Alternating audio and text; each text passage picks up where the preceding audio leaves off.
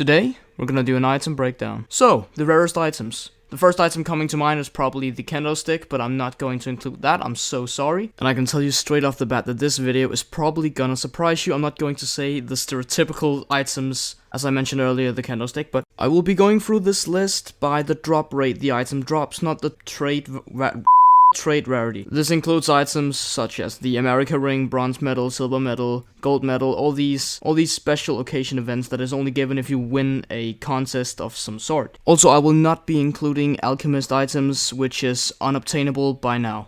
With this post in mind, we will be going through the rarest items in Realm of the Mad God. So let's get started with this list without any further ado. So starting off with the first item on this list is probably the Omnipotence ring. This item is mentioned on Realmi as one of the most rare items in the game, dropping on one of the hardest bosses, which is the Void Entity. I don't really agree with Realmi on this point, because I see the Omnipotence ring a lot in game. Also, it has the highest fame bonus before the Winter reskin started to drop, which is 7%. After all, this item is pretty fucking useful. The item is also an upgraded take on the amulet, which we all grew to love in the early days of Realm of the Mad God. This is the only item I need for my perfect night PP, so I desperately need this item. I've been grinding for 20 hours. Next is the Relief Cloth, which was released during 2012 Hurricane Sandy Relief event. There were also a bunch of bird skins released to support the fund of the victims in the Sandy Hurricane. I kept seeing posts of this Hoseman, which supposedly had farmed all these cloths, but his characters are by now dead, and I couldn't find it in his graveyard. Next, Spicy Wand of Spice, dropped in the Battle of the Nexus portal.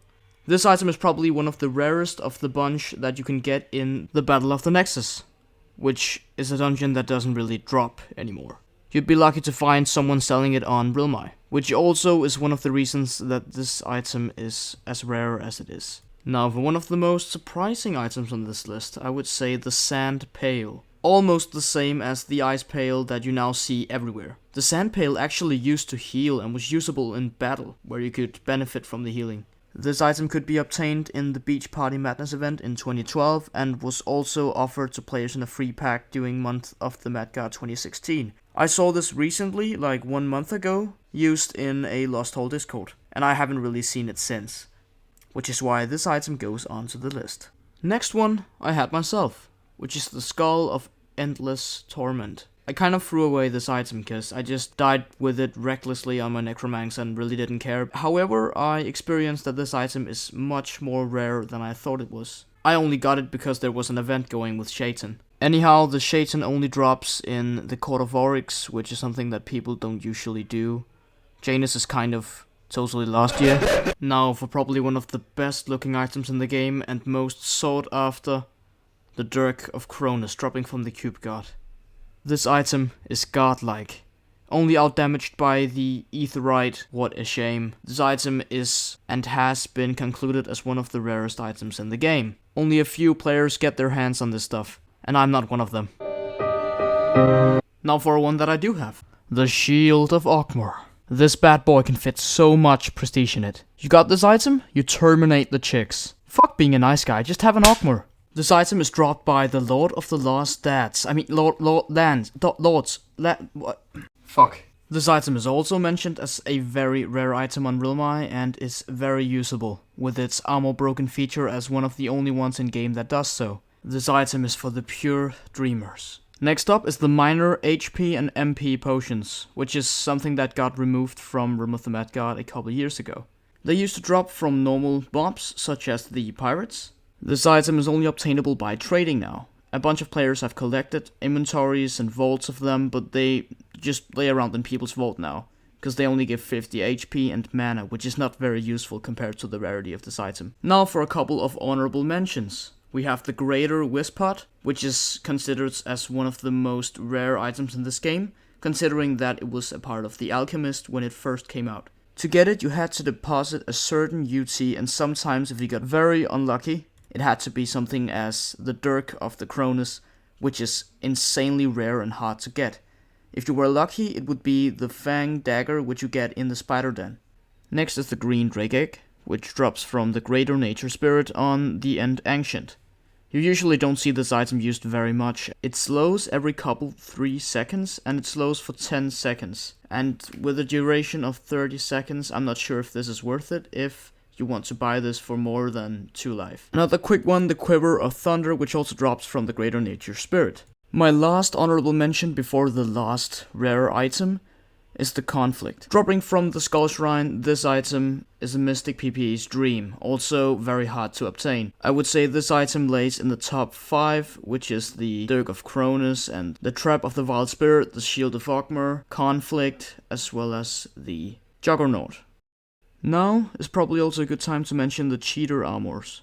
These armors were added as a replacement for the Tier 14 and 13 that was leaked when the LOD or Lord of Draconis dungeon was leaked. All these armors give minus 100 HP. That kills you on the spot if you're a 100 HP wizard. I mean, 0 dexterity paladin with the candy coat armor level 1. That's kind of weak now. 0 HP is the new deal. And for this final item, I found an old picture for it. Now, what are we looking at when we look at this picture? First of all, we can see the yellow egg from the Valentine's event in 2012, which is insanely rare as well. We have the Beach Ball pet skin, also very rare. We have the MP 7 sip potion, relatively rare. You will get a free one when you buy a new vault chest, so not that rare. And then we have the Potion of Health 2, which is the numbered potions. Very rare indeed. I think it was a glitch from the release of Kabam. And then on the right side we have the Firecrackers, which is not very rare. You get them on the 4th of July. And then we can spot an America's Ring on the top, and he has both the minor MP and HP. Now for probably the most interesting item of his behold is probably the map that you see. And I had a very difficult time figuring it out and researching on where I could find this map, and I couldn't find it anywhere, but I have a very good idea of what it might be. So I came to the conclusion that the Cave of 1,000 Treasures needs a key, and you can't find that key anywhere.